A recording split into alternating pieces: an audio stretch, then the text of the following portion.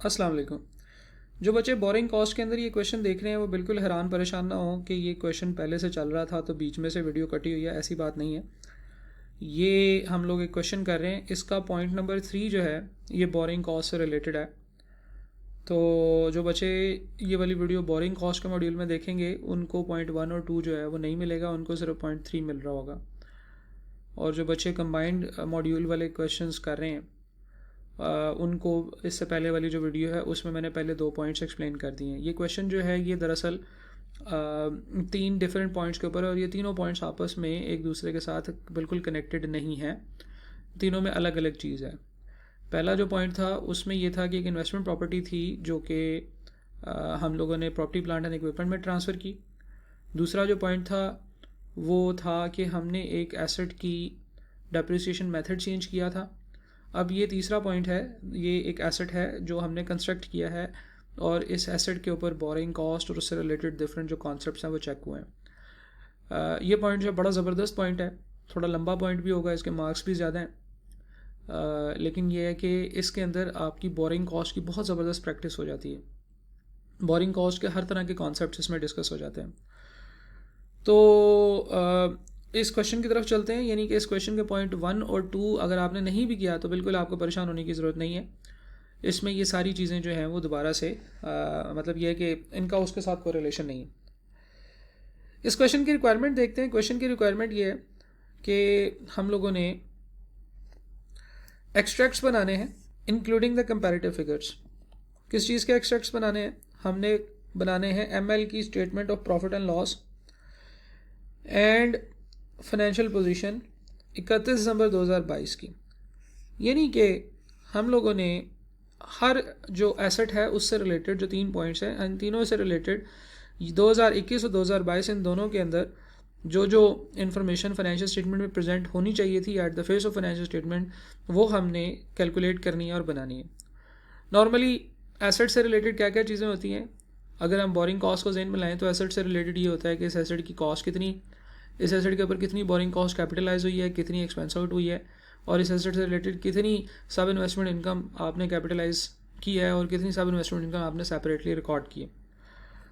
तो इस क्वेश्चन को सॉल्व करने का तरीका ये होगा कि आप बनाएंगे एक पेज नंबर 1 के ऊपर आप कंपनी का नाम लिखेंगे, स्टेटमेंट ऑफ फाइनेंशियल पोजीशन, और आगे एक्सट्रैक्ट्स का वर्ड लिख देंगे और एज एट लिख देंगे 31 दिसंबर 2022 और कंपैरेटिव में 2021। एक पेज पे आपने ये बनाना है। दूसरे पेज के ऊपर आप जाएं और इसी तरीके से आप स्टेटमेंट ऑफ कॉम्प्रिहेंसिव इनकम बना लें फॉर द ईयर एंडेड 31 दिसंबर 2022 और 2 कॉलम्स बना लिए। अब आप तीसरे पेज पे जाएंगे और वर्किंग स्टार्ट कर देंगे। तो फर्स्ट ऑफ ऑल आपने इस एसेट को समझना है कि इस एसेट की स्टोरी क्या है, और फिर उस स्टोरी से रिलेटेड आपने 2021 और 2022 के अंदर जो काम हो रहे हैं वो आपने उनकी फाइनेंशियल स्टेटमेंट के अंदर जो इम्पैक्ट्स हैं वो कैलकुलेट करने हैं। तो इसको पढ़ते हैं। पॉइंट नंबर 3 स्टार्ट होता है ऑन 1 जून 2021। 1 जून 2021 को ML ने स्टार्ट किया construction of an office building. Construction start किया, the building was available for use on 1 October 2022 and was immediately put into use. Available to use का मतलब है कि कंस्ट्रक्शन जो है वो आपकी कंप्लीट ही 1 अक्टूबर 2022 को हुई है। सही है।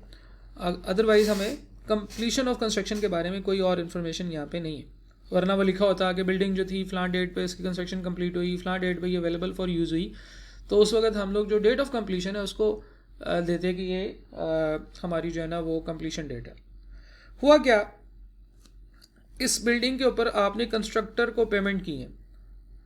आपको पता है कि जब भी कोई बड़ा प्रोजेक्ट होता है तो वो कंपनी जो है वो उसके लिए कंस्ट्रक्टर्स को हायर करती है। जो कंस्ट्रक्टर्स जो है वो पेमेंट्स रिसीव करते हैं, काम करते जाते हैं और पेमेंट्स लेते जाते हैं।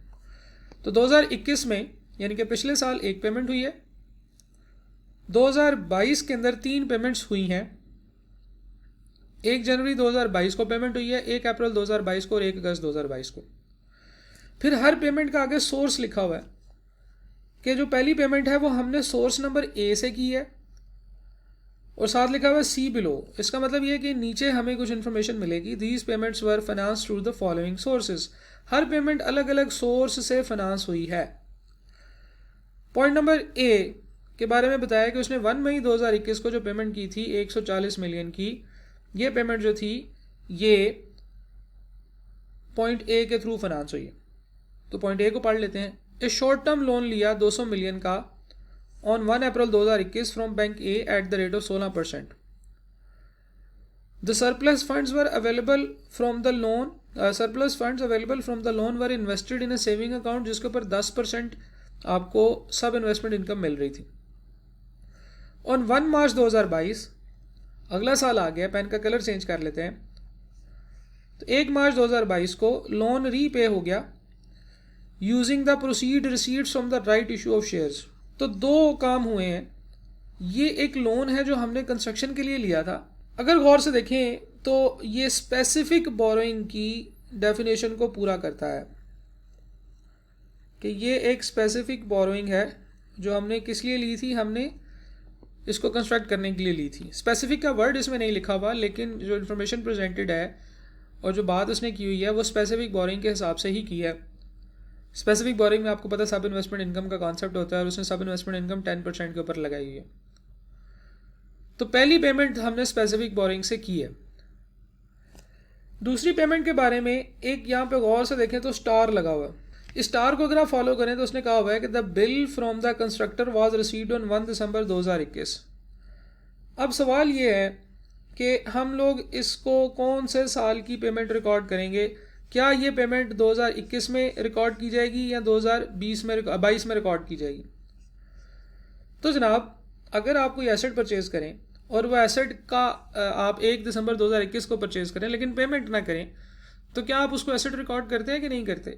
जी बिल्कुल करते हैं। हम एंट्री करते हैं एसेट अकाउंट डेबिट और पेएबल अकाउंट क्रेडिट, यानी कि हम अपना पेएबल रिकॉर्ड कर लेते हैं क्योंकि एसेट अब हमारे पास आ गया है तो हम उसको रिकॉर्ड करेंगे।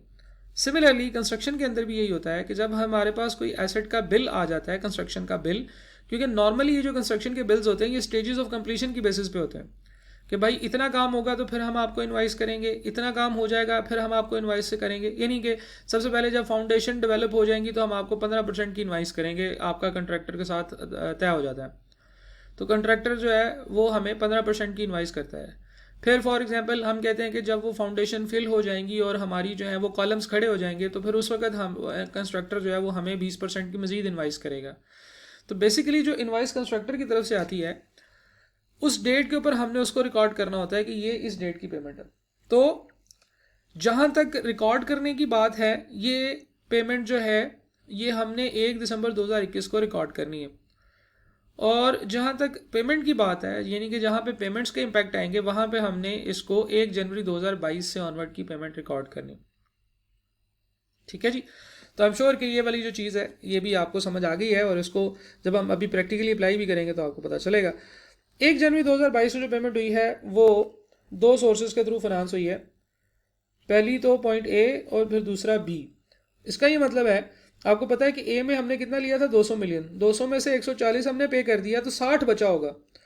तो ये जो 1 जनवरी 2022 को पेमेंट हुई है इसमें से 60 जो है वो सोर्स ए से आया है, 40 जो है वो सोर्स बी से आया है। तो सोर्स बी को समझ लेते हैं। उसने कहा access cash available with ML in current bank, यानी कि उन्होंने पेमेंट की है अपने पास से, बोरिंग नहीं ली है बल्कि ये ऑन सोर्स है, उनका अपना सोर्स है जहां से उन्होंने पेमेंट की है, अपने बैंक से पेमेंट की। 1 अप्रैल 2022 की पेमेंट की बात करते हैं, 70 मिलियन की पेमेंट है। पॉइंट सी इसका पेमेंट सोर्स है। पॉइंट सी कहता है withdrawal from its short term investment earning a profit of 12%, यानी कि उनके पास अपने पैसे थे जो इन्होंने कहीं और इन्वेस्ट किए हुए थे और वहां से उन्होंने निकाल के इधर लगा दिए। तो भाई ये कोई लोन थोड़ी है, ये तो कोई लोन नहीं है, ये इन्होंने अपने सोर्सेज से पेमेंट की है। पॉइंट बी जो था वो कुछ स्पेसिफिक था और कुछ ऑन सोर्सेज से पेमेंट हुई थी। पॉइंट सी जो है ये सारा का सारा ऑन सोर्सेज है, अपने सोर्सेज हैं। ऑन का मतलब है अपने सोर्सेज। पॉइंट डी 1 अगस्त को पेमेंट हुई है 160 की। उसके बारे में उसने कहा जी कि विड्रॉ किया है रनिंग फाइनेंस फैसिलिटी से। इसका मतलब ये है कि ये आपकी जनरल बोरोइंग है, कैरिंग इंटरेस्ट रेट ऑफ 14%। तो ये आपकी जनरल बोरोइंग है। The facility is also use for working capital. तो जनाब बड़ा ज़बरदस्त सवाल। 4 पेमेंट्स हैं, हर पेमेंट का सोर्स अलग है। पहली पेमेंट स्पेसिफिक बोरोइंग से हुई है, दूसरी स्पेसिफिक बोरोइंग और अपने रिसोर्सेज को मिक्स करके हुई है, तीसरी पेमेंट सिर्फ और सिर्फ अपने सोर्सेज से हुई है, और चौथी पेमेंट जो है वो जनरल बोरोइंग से हुई है। तो वो कहता है depreciation is charge on the office building using the straight line method over the estimated useful life. तो जनाब अब हमने ये बताना है कि फाइनेंशियल स्टेटमेंट्स में क्या प्रेजेंट होगा।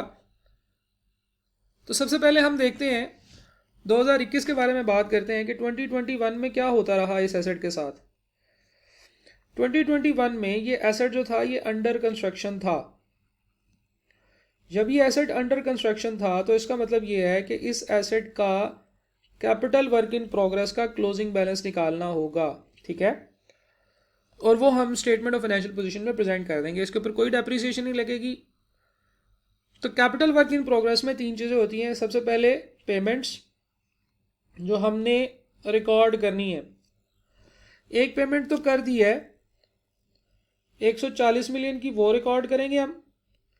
दूसरी पेमेंट आपने की नहीं है लेकिन आपको उसका बिल आ गया है, तो हम इसके लिए जो वर्ड यूज़ करेंगे वो वर्ड यूज़ करेंगे जनाब बिल्ड अमाउंट। तो आपको 100 मिलियन का बिल भी हो गया है, तो टोटल आपको 250 मिलियन का CWIP है। इसमें भी आपने ऐड करना है क्या, बोरोइंग कॉस्ट, ठीक है जी। तो फिर आपके पास जो टोटल अमाउंट निकलेगी ये वो अमाउंट निकलेगी जो कि आपकी कैपिटल वर्क इन प्रोग्रेस में रिकॉर्ड होनी चाहिए। अब बोरिंग कॉस्ट की बात करते हैं। आसानी ये हुई कि 2021 में सिर्फ एक ही स्पेसिफिक लोन है, और वो लोन जो है वो आपको मिला है 1 अप्रैल 2021 को, यानी कि 1 अप्रैल 2021 से इस लोन के ऊपर जो है वो आपको इंटरेस्ट तो पड़ना शुरू हो जाएगा। हमारा सवाल हमेशा ये होता है कि इसमें से कितना इंटरेस्ट आपने कैपिटलाइज करना है और कितना इंटरेस्ट जो है वो आपने एक्सपेंस आउट करना है। तो स्टैंडर्ड ने बड़ी क्लियर गाइडलाइंस दी हुई है इस हवाले से कि भाई आपने इंटरेस्ट को कैपिटलाइज तब करना है जब 3 कंडीशंस मीट हो जाएं, और उन तीनों कंडीशंस के मीट होने से पहले जितना इंटरेस्ट होगा वो एक्सपेंस आउट होगा। तो ज़रा अब हम डेट्स को गौर से देख लेते हैं। सबसे पहले लोन लिया कब है, 1/4 को। फिर उसने कहा है कि लोन से पहली पेमेंट कब की है, 1 मई को, और कंस्ट्रक्शन स्टार्ट कब हुई है, 1 जून को। ले जनाब, टेकन लोन कब मिला है, 1/4 को। पेमेंट नंबर 1 हुई है 1/5 को, और कंस्ट्रक्शन जो स्टार्ट हुई है वो 1 जून को हुई है। अब ये 3 डेट्स हमारे पास आ गई हैं। स्टैंडर्ड ये कहता है कि भाई आप कैपिटलाइजेशन तब स्टार्ट करेंगे जब ये 3 कंडीशंस सारी की सारी फुलफिल हो जाएंगी। लोन ले लिया, पेमेंट कर दी और कंस्ट्रक्शन स्टार्ट हो गई। तो ये तीनों कंडीशंस फुलफिल होती हैं इस डेट पे जाके 1 जून को। तो भैया इसका मतलब ये है कि 1 जून से पीछे वाला जो टाइम पीरियड है इसमें जो आपका लोन है वो एक्सपेंस आउट होगा, और इससे आगे वाला जो टाइम पीरियड है येलो हाईलाइटेड, इस टाइम पीरियड में जो आपका इस लोन के ऊपर इंटरेस्ट है वो कैपिटलाइज होगा। सही है। तो ये समझना बहुत ज़रूरी है कि how these things will be processed. तो हम लोगों ने ये वर्किंग देखी है कि जो हमारा लोन है उसके ऊपर जो इंटरेस्ट है जब ले लिया है तब से लेकर जब तक हमारी कैपिटलाइजेशन की स्टार्टिंग डेट नहीं आ जाती जो कि 1 जून है, उससे पहले पहले जितना भी एक्सपेंस है वो हम लोगों ने, जितना भी इंटरेस्ट है हमारा वो एक्सपेंस आउट करना है। तो अगर मैं बात करूं कि कैपिटलाइज कितना करना है तो वो जून, जुलाई, अगस्त, सितंबर, अक्टूबर, नवंबर, दिसंबर, यानी कि 1 2 3 4 5 6 7 महीनों का इंटरेस्ट कैपिटलाइज करना है, और 2 महीनों का इंटरेस्ट जो है वो एक्सपेंस आउट करना है। तो यहाँ पे भी हम लोग ऐसे ही करेंगे। बोरिंग कॉस्ट 200 मिलियन का लोन। अब आपको पता है जो स्पेसिफिक बोरिंग होती है उसमें क्या होता है, स्पेसिफिक बोरिंग के अंदर हम लोग देखते हैं रिगार्डलेस ऑफ द फैक्ट के यूज़ कितना हुआ है, हम सारे के सारा लोन जो है वो जैसे ही तीनों कंडीशन फुलफिल होती हैं हम सारे लोन का सारा इंटरेस्ट चार्ज करना शुरू कर देते हैं। तो 200 मिलियन की स्पेसिफिक बोरिंग है, 16% इसके ऊपर इंटरेस्ट है, और 7 महीनों के लिए ये इंटरेस्ट इसके ऊपर चार्ज होगा। और नीचे हम लोग यहाँ पे एक और वर्किंग करेंगे विच इज़ बोरोइंग कॉस्ट, जो आपने एक्सपेंस आउट करनी है। 200 मिलियन का लोन था,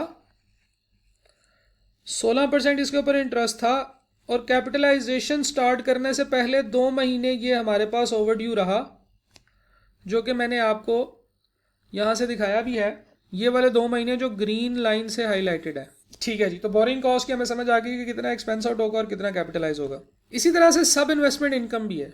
उसने कहा, गौर से देखिएगा, मैं बाकी चीज़ें मिटा रहा हूँ, जो लाइन अब यहाँ पे इंपॉर्टेंट है, जो जिसका हम इम्पैक्ट लेने लगे हैं, वो है कि the surplus funds are available from the loan, surplus funds available from the loan are invested in a saving account at 10% per annum. Surplus fund जो हैं वो हम लोगों ने इन्वेस्ट किए हैं। अब जिस तरह से बोरिंग कॉस्ट एक्सपेंस जो है उसके हमने 2 पार्ट्स किए थे, इसी तरह से सरप्लस फंड के भी 2 पार्ट्स करने होंगे, जो उसकी सब इन्वेस्टमेंट इनकम है। तो उसके लिए अगेन मैं बिल्कुल इसके पैरेलल एक और लाइन बना रहा हूँ ताकि आपको पता चले। ठीक है जी, 1 6 1 5 और 1 4, बिल्कुल उसी तरीके से ये वाला टाइम पीरियड जो है ये हमने इनकम में लेकर जाना है।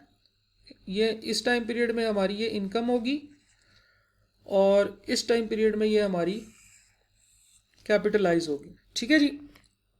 अच्छा, ये है हमारे 7 महीने। लेकिन इनकम के अंदर ना एक छोटा सा ट्विस्ट और है, वो ये है कि इस डेट के ऊपर 1 मई के ऊपर पेमेंट हो जाती है 140 मिलियन की। तो फिर ये जो 2 महीने का टाइम पीरियड है, इसके भी बेसिकली 2 पार्ट्स करने होंगे। वो कैसे? एक टाइम पीरियड ये वाला और एक टाइम पीरियड ये वाला।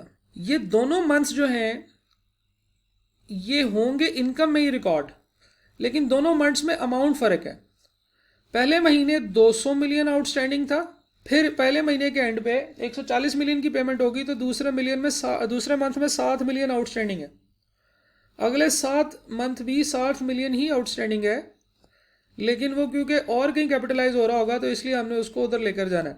तो आई होप कि आपको ये समझ आया होगा। बोरिंग कॉस्ट के अंदर से हम लोग माइनस करते हैं सब इन्वेस्टमेंट इनकम, जो कि है 60 मिलियन के ऊपर 10% के हिसाब से 7 महीनों की। जबकि सब इन्वेस्टमेंट इनकम जो आपने शुरू के 2 महीने जो आपने रिकॉर्ड करने हैं, वो अमाउंट कितनी होगी?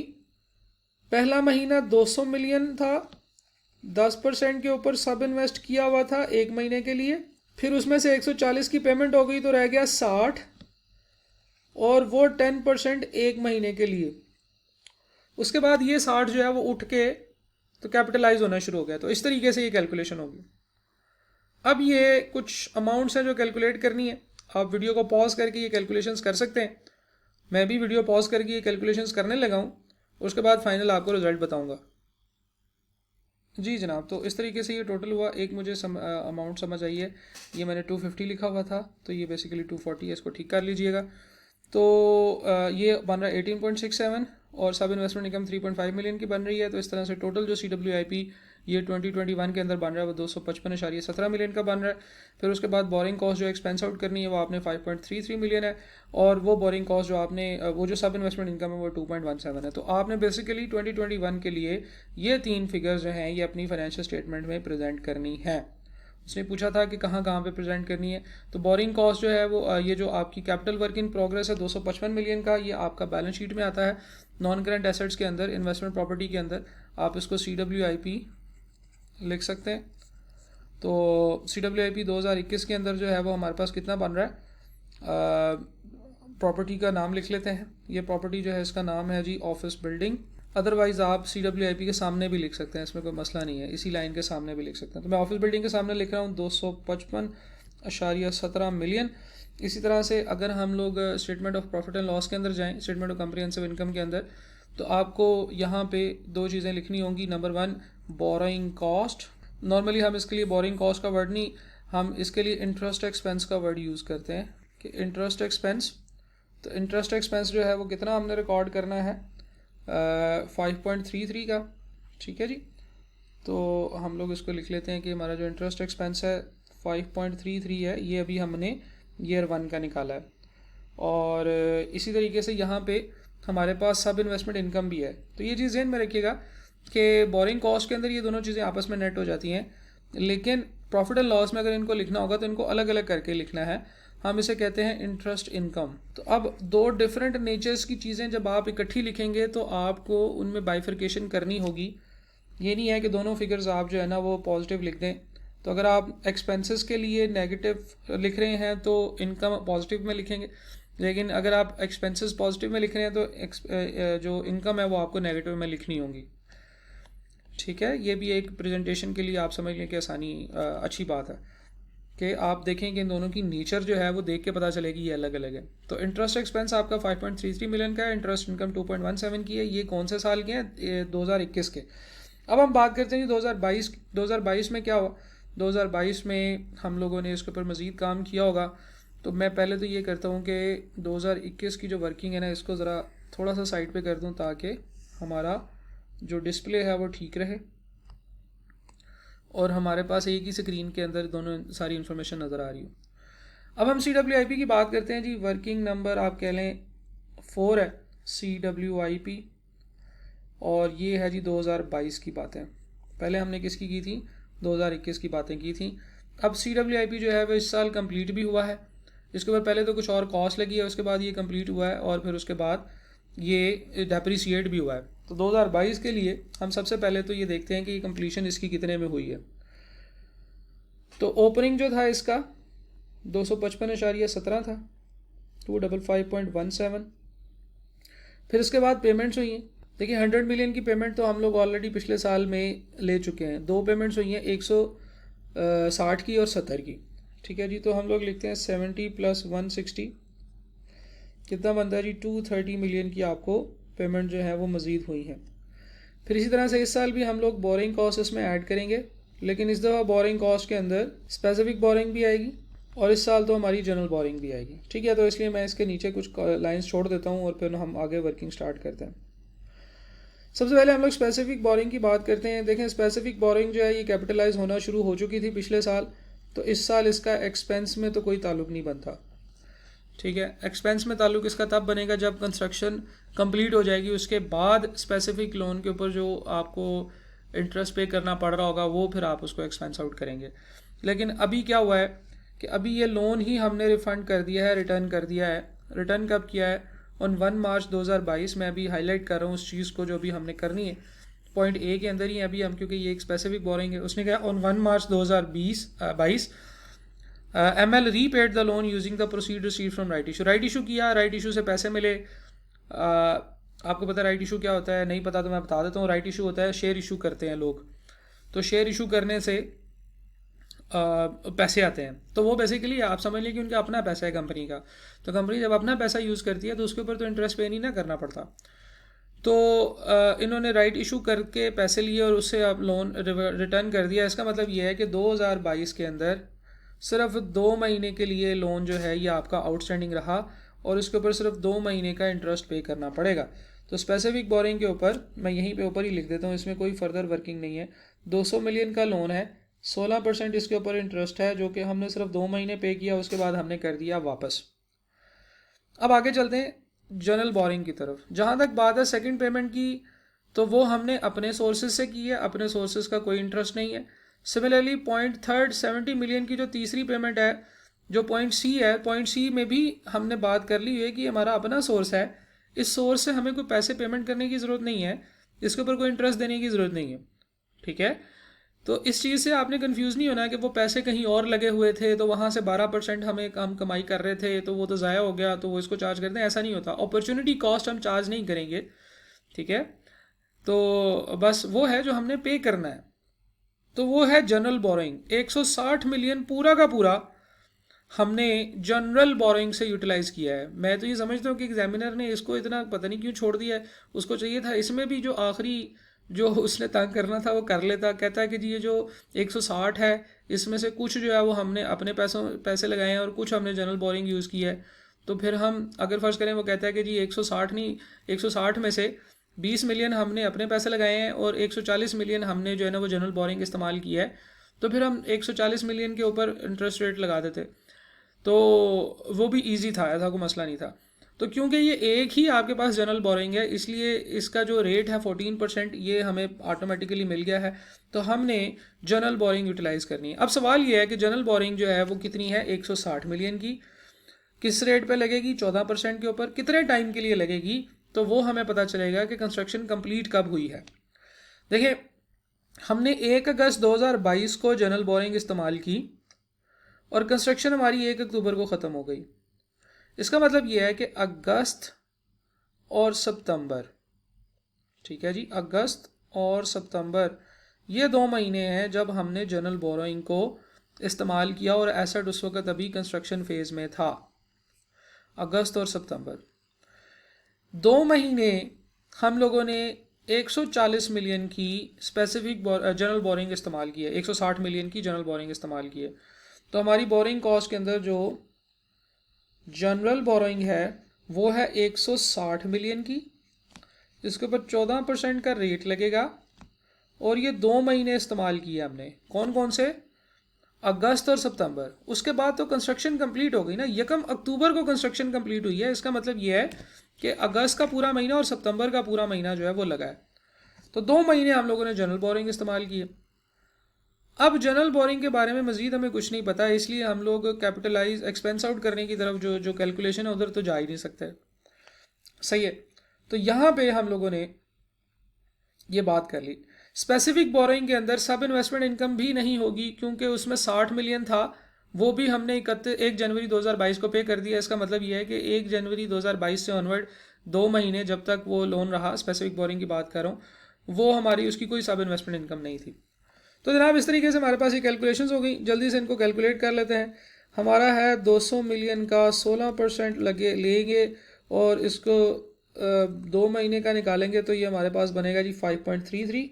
और इसी तरीके से हमारी जो स्पेसिफिक बोरिंग है 160 मिलियन की 14% के हिसाब से 2 महीनों के लिए 3.77 3.73 लिख लेते। तो ये सारा हम ऐड करेंगे तो हमारे पास क्लोजिंग वर्क इन प्रोसेस आ जाएगा। Closing work in progress, capital work in progress कहते हैं इसको। किस डेट के ऊपर? ये डेट है जिस डेट के ऊपर ये कंप्लीशन हो गई है, 1 अक्टूबर 2022 पे। 1 अक्टूबर 2022 पे ये एसेट जो है ये हमारा कंप्लीट हो जाएगा और फिर ये ट्रांसफ़र हो जाएगा प्रॉपर्टी प्लांट एंड इक्विपमेंट के अंदर। फिर इसके ऊपर 2 महीनों की डेप्रिसिएशन भी चार्ज करनी होगी। वाह, 255.17 प्लस 230 प्लस 5.33 प्लस 3.73। तो ये आपके पास ये एसेट जो है ये बनेगा कितने का? 494.23 का।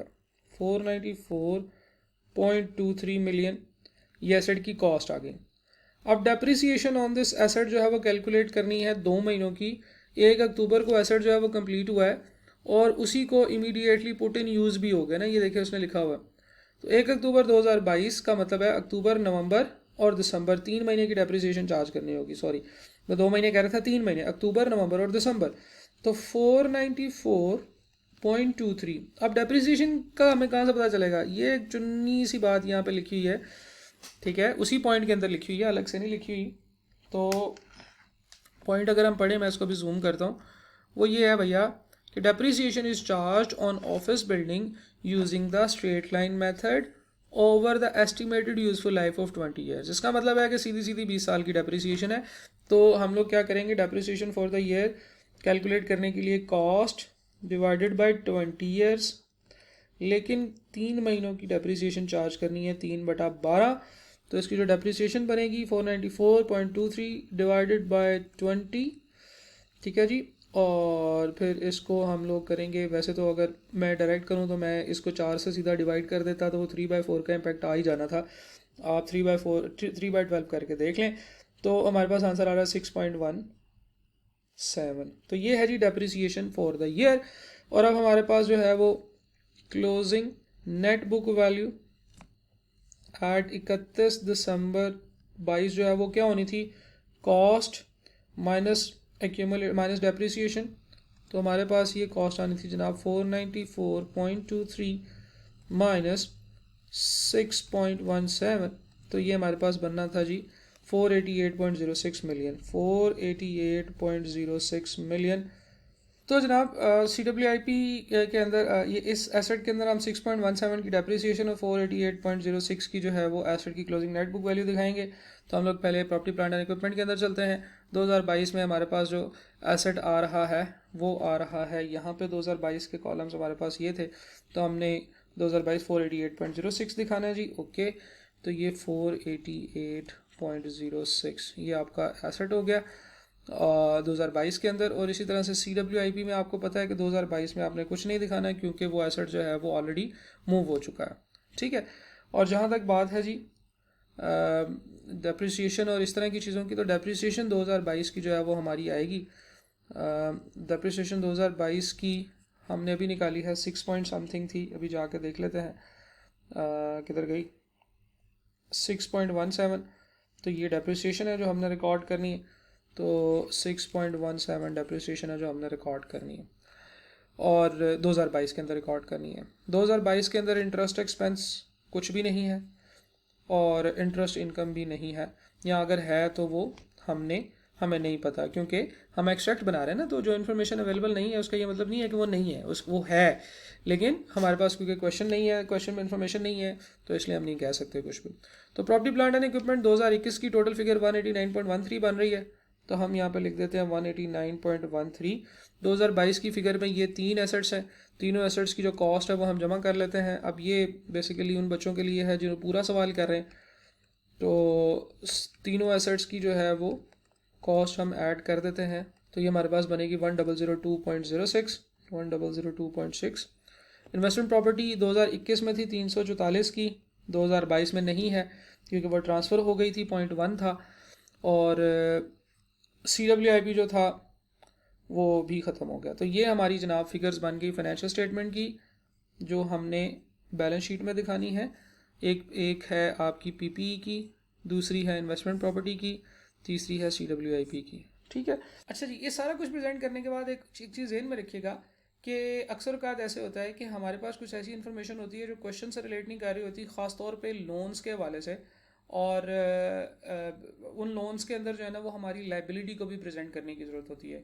तो बोरिंग कॉस्ट के क्वेश्चन के अंदर एक और चीज़ देख लीजिएगा, वो ये कि हमारा लोन भी जो है ना ये भी हमने फाइनेंशियल स्टेटमेंट्स में प्रेजेंट करना है। तो हम लोगों ने फाइनेंशियल स्टेटमेंट में एसेट्स सारे प्रेजेंट कर दिए, उसने ये थोड़ी कहा था कि सिर्फ एसेट्स प्रेजेंट करने हैं, तो हम लोग अपनी लाइबिलिटी साइड पे भी, अपनी लाइबिलिटी के अंदर भी लोन शोन जो है उनको रिप्रेजेंट करेंगे। तो हम लोग लाइबिलिटी साइड पे चलते हैं, कैपिटल एंड लाइबिलिटीज़। तो उसमें कैपिटल के अंदर तो हम कुछ नहीं लिख सकते, ठीक है जी, लेकिन हम लाइबिलिटीज़ के अंदर जो लोन है हमारा जो हमने लिया हुआ है उसको प्रेजेंट करेंगे। इस क्वेश्चन के अंदर जो बोरिंग कॉस्ट का क्वेश्चन है उसमें उसने ये नहीं बताया हुआ कि कितना हमने अभी पे करना है, कितना बाद में, तो सारा का सारा हम लोग जो है वो लोन का इकट्ठा ही प्रेजेंट करेंगे। तो अगर हम लोग ईयर 2021 की बात करें तो हमारे पास जो लोन है आउटस्टैंडिंग वो 200 मिलियन का है, और 2022 के अंदर अगर हम इसके स्टार्ट में ही, आपको पता है दूसरे महीने के बाद हम लोगों ने तीसरे महीने के स्टार्ट में लोन वापस कर दिया था सारा का सारा। इसी तरह से अगर हम देखें तो हमारा एक और पेबल है जो कि ईयर 2021 के अंदर है, जो साल एंड हुआ था, तो हमने 100 मिलियन ये भी पे करना था ना, ये वाला, तो ये भी हम लोग अपना प्रेजेंट कर देंगे क्योंकि ये उसने कहा था कि बिल आया था 1 दिसंबर को, तो हमने एंट्री इसकी क्या की होगी, हमने एंट्री की होगी CWIP डेबिट और बिल पेबल क्रेडिट। तो ये भी हमारा इस वक्त एक बड़ा मटेरियल सा पेबल है। तो अदर पेबल्स लिख सकते हैं, पेबल टू कंस्ट्रक्टर लिख सकते हैं। और 2022 के अंदर तो हमने इसको पे कर दिया था, जैसे उसने भी लिखा हुआ है कि जी जो सेकंड पेमेंट है वो हम लोगों ने कर दी थी from source A and B, ठीक है।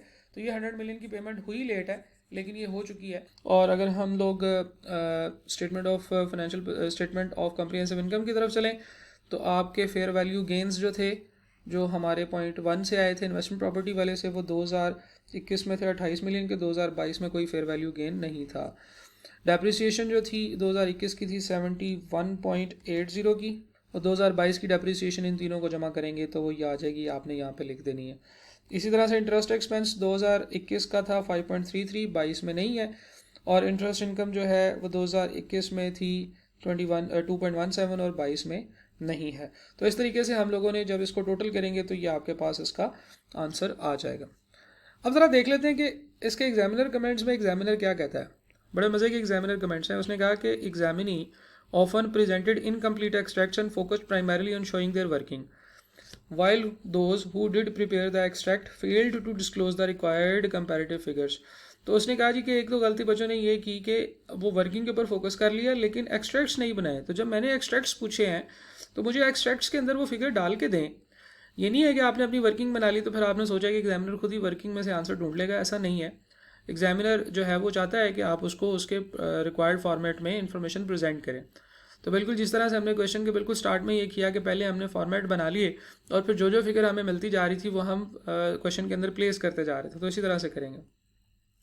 उसने कहा in respect of question 1 the warehouse was reclassified to property plant and equipment on 31 March instead of 1 January 2022। उसने कहा जी कि 31 मार्च को इन्होंने बच्चों ने कहा कि जी एक रीक्लासीफाई होना चाहिए, हालांकि जो मैनेजमेंट का डिसीजन जो था उन्होंने ले लिया था 1 जनवरी 2022 को। तो डिसीजन के हवाले से ये बात भी थी ना जो हमने पढ़ी थी कि स्टैंडर्ड कहता है कि भाई डिसीजन तो ले लिया है और उसके साथ उसके ऊपर कुछ इम्पॉर्टेंट एक्शंस लेने शुरू कर दिए हैं, ठीक है। और वो एक्शंस शुरू हो गए थे 1 जनवरी 2022 को, उसके ऊपर कंस्ट्रक्शन स्टार्ट हो चुकी थी, इसलिए 31 मार्च की बजाय 1 जनवरी 22 को इसका चेंज लेना चाहिए था। पॉइंट 2 जो था जिसमें चेंज इन डेप्रिसिएशन मेथड करना था, उसने कहा था कि point 2 the change in depreciation was applied retrospectively. अस्तगफिरुल्लाह, ओए होए होए, रीट्रोस्पेक्टिव एप्लीकेशन हो गई। ये कौन था, किधर था?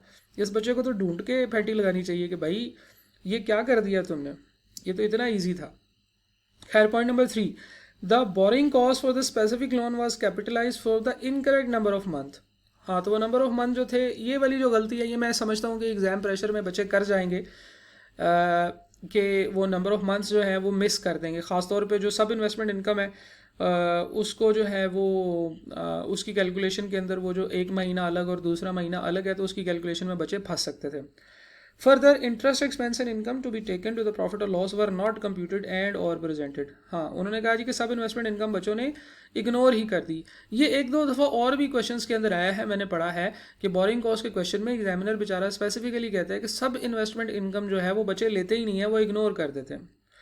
अगर हम इस क्वेश्चन की मार्किंग स्कीम की बात करें तो fair value gain on the warehouse निकालने का 1 नंबर था और वेयर हाउस की स्टेटमेंट ऑफ फाइनेंशियल पोजीशन के 2 नंबर थे, यानी कि पॉइंट 1 जो था वो 3 नंबर का था, जिसमें कि इन्वेस्टमेंट प्रॉपर्टी को हमने ट्रांसफ़र करना था प्रॉपर्टी प्लांट एंड इक्विपमेंट के अंदर।